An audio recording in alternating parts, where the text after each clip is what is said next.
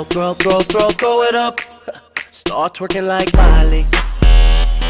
Oh yeah, twerk it like Miley.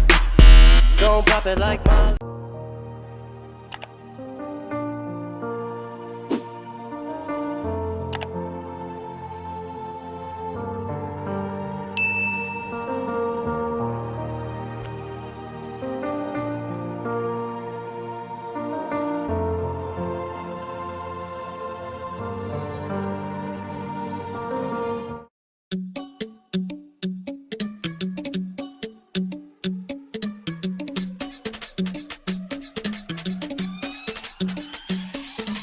Koliko sam magav ja, ne ide mi ništa, htio sam da budem na podaču bica. Propao mi futbol, nestao sa studija, ma bit ću i menadžer, samo nemoj sudija. Moji igrači nemaju snage, isto tako nemaju blage. Imamo ove loše i one malo drage, ali u celini sve od time sranje. Opa, Filipe, Gurnije Dragane, Filipe proći!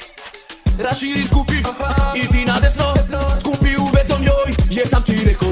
A tatini sinovi igraju dokle, tata je platio dresove i lopte. Mene će da plju, menadžer u svome, ali sam ja kriv što ja vodim dijabole. Taću, šta da radim sada, futbal nije dobar kada misliš da si mlada nada, a ti koliko si jadan. I nisam toliko brz kao Mbappé, i zato mogu biti samo menadžer. Previše sam visok da bih bio futbaler, zato ću da postanem osem menadžer.